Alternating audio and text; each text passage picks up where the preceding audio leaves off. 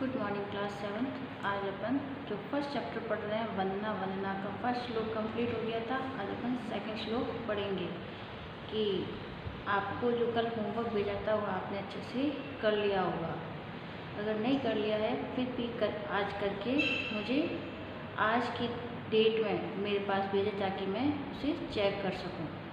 तो आपको जो फर्स्ट संस्कृत के अंदर फर्स्ट श्लोक पढ़ाया था उसका आपने काम लगभग जो शब्दार्थ थे वो कम ही शब्दार्थ थे, तो आपने शब्दार्थ कर लिए होंगे। आज अपन इसका सेकंड भाग पढ़ेंगे यानी सेकंड श्लोक। ये जो चैप्टर के अंदर ईशावास्यमिदं धनम सेकंड श्लोक पढ़ेंगे अपन। आपको इसमें क्या करना है, मौखिक का फर्स्ट करना है, पंक्तियों को पूरा करो और लिखित के अंदर सही गलत का के निशान लगाएं। वाक्य के अंदर जो वाक्य सही है उसके सामने राइट और जो गलत वाक्य है उसके सामने राइट का निशान करना है। यहाँ पे श्लोक की पंक्तियाँ दी हुई होगी, उन पंक्तियों में जो खाली जगह छोड़ी हुई है खाली जगह को आपको क्या करना है, उसको पूरा करना है। ये दो प्रश्न आपके होमवर्क में करेंगे और होमवर्क में करते ही फर्स्ट चैप्टर जो है आपका आज कंप्लीट हो जाएगा। तो अब अपन क्या करेंगे, इसका सेकंड श्लोक पढ़ेंगे।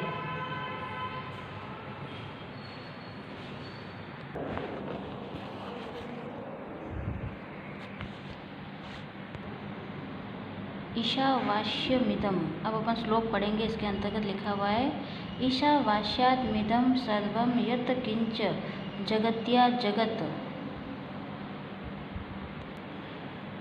ईशावास्यमिदं का अर्थ होता है ईश्वर से आच्छादित, सर्वम यानी सभी, यत् किंच यानी अर्थ होगा है जो चर है या अचर है, यानी कि जो जीवित है और जो जीवित नहीं। जीवित यानी मनुष्य, पेड़ पौधे, प्रकृति वगैरह जो सब जीवित है।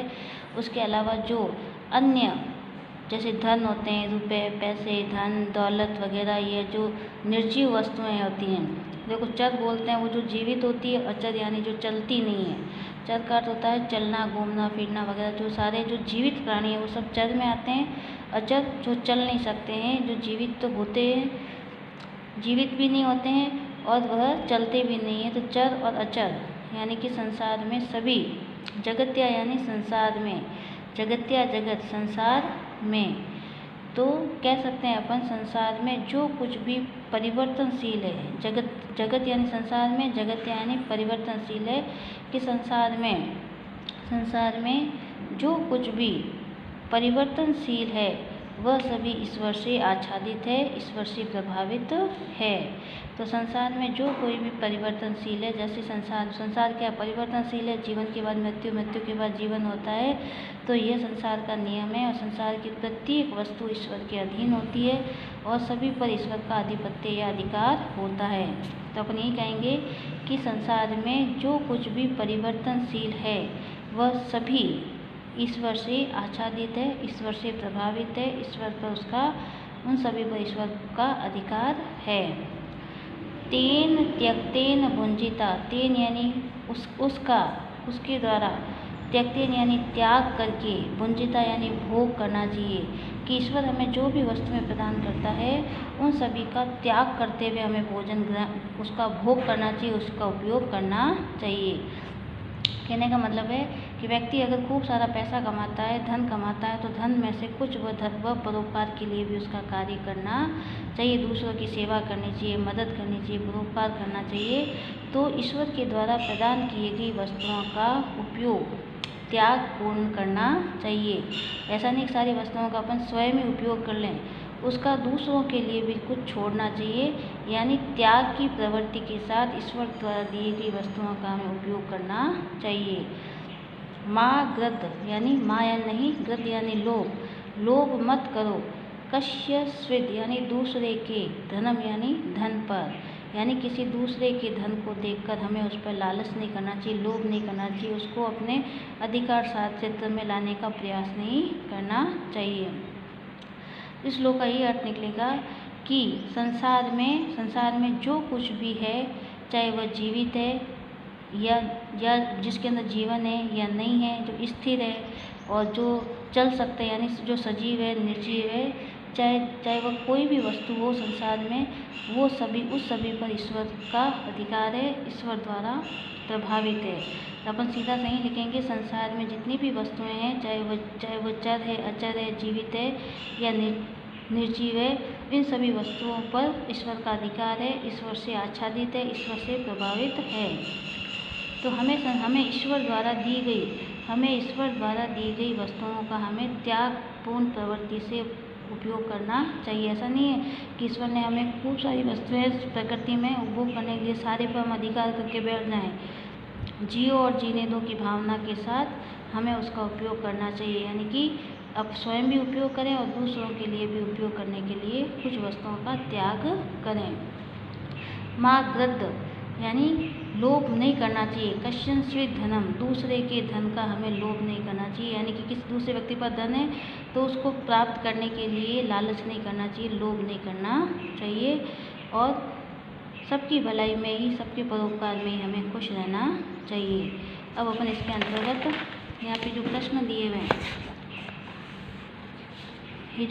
हैं, निम्न पंक्तियों को पूरा कीजिए। पावका न वाजे भी वा जनवती यज्ञ वस्तु धिया वसु, ये जो खाली जगह है उसमें धिया लिखना है।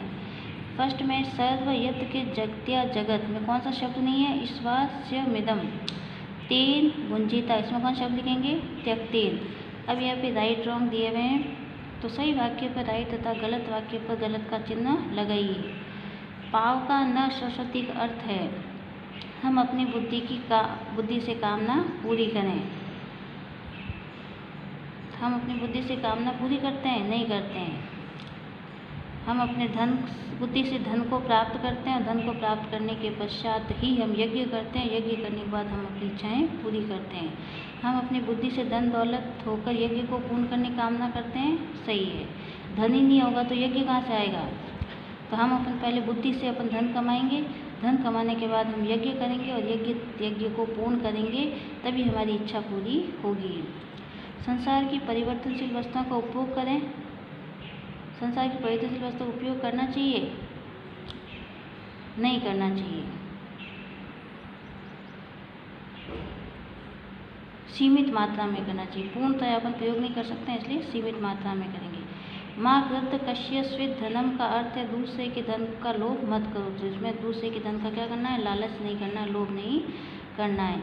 ये दो प्रश्न आपको क्या करना है, नोटबुक में गृह कार्य यानी 17 जुलाई 2021 के गृह कार्य के रूप में आपको ये दो प्रश्न करने। राइटिंग इतनी सुंदर होनी चाहिए कि देखते ही लगे कि वास्तव में आपने काम किया, आपने मेहनत की है। ऐसा नहीं है कि ऐसी फटाफट करके ना आप सेंड कर देना तो मुझे समझ में आए और ना मैं उसमें से कुछ गलतियाँ निकाल सकूँ, तो उसमें आपका ही नुकसान है। अगर गलतियाँ नहीं निकलेगी तो आपको कैसे पता चलेगा आपने सही लिखा है गलत लिखा है। तो एक ही पंक्ति को 2 बार देखकर ध्यानपूर्वक देखकर लिखना है, ताकि कम से कम गलतियाँ हों और कम से कम उसमें मैं आपके पास शब्दों का सुधार करके भेजूँ। अगर पूर्ण अच्छे से देख के करेंगे तो बिल्कुल भी गलतियाँ नहीं होंगी। तो अब आपको क्या करना है, दोनों होमवर्क करना है। इसका जो अगला सेकंड चैप्टर है, सेकंड चैप्टर दिया हुआ है नपस्य गज, ये अपन अगली बार या कल पढ़ेंगे।